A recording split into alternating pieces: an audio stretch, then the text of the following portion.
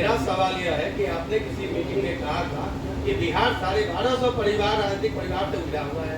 साथ साथ बिहार की जो जन समस्याएं जो आप रीड कर रहे हैं, खासकर पलायन है या बेरोजगारी है, स्वास्थ्य है, शिक्षा के क्षेत्र पर आ रही है, सरकारी कार्यों में छूट है और भ्रष्टाचार है, चरम पर है।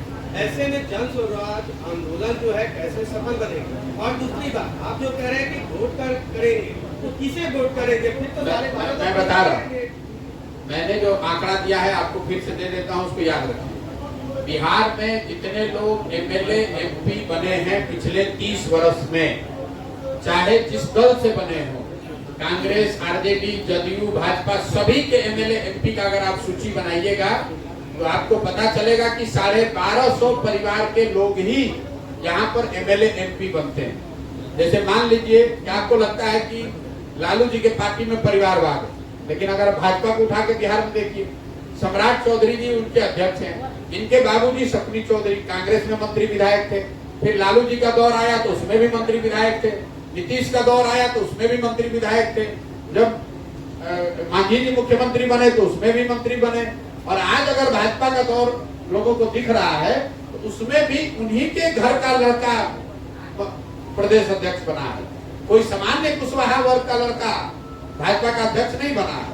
और ये हर विधानसभा में मैंने देखा है, दल का है चाहे कोई भी हो, वही 4-5 परिवार हैं जो घूम फिर के वहां पर मंत्री विधायक बनते हैं। तो उसी को तोड़ने के लिए, उसी व्यवस्था को बदलने के लिए जो प्रयास हम कर रहे हैं कि गांव-गांव से ऐसे लोगों को निकाला जाए जिनके पास साधन नहीं है, जाति नहीं है, संख्या नहीं है, पैसा नहीं है, लेकिन समाज में काम करने की क्षमता है, जज्बा है, ऐसे लोगों को जोड़ा जाए और उनको साथ वो मिलकर दल बनाए और उस वही दल विकल्प होगा, उसको वोट दीजिए। आप कह रहे हैं किसको वोट दें?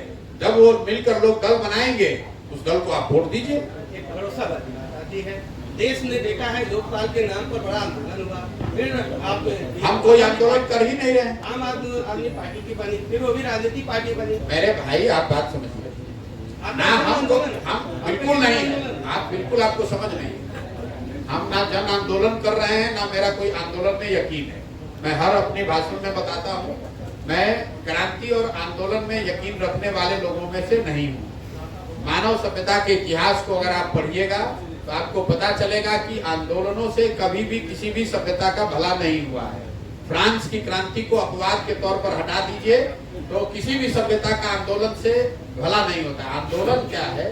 वो तेज हथियार है।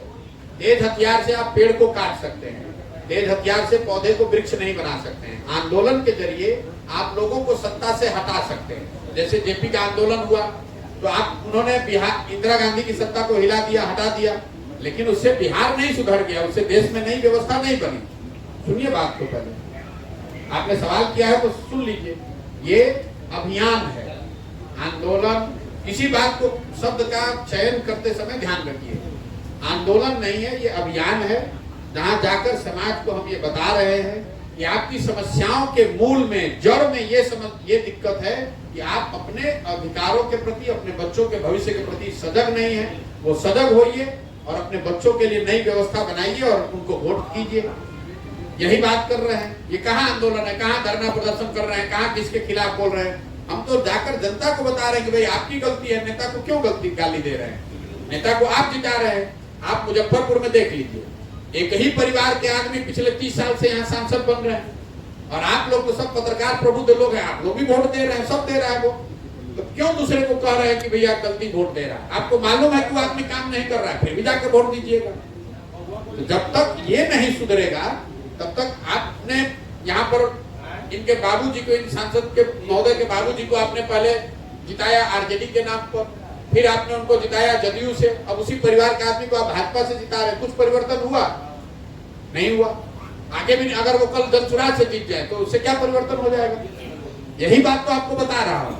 जब तक समाज नहीं जगेगा तो कोई किसी सिंबल से जीत जाने से क्या है? जब जिसका हवा रहेगा वो जीत जाएगा। प्रशांत की एक चर्चा चल रही, वन नेशन वन इलेक्शन,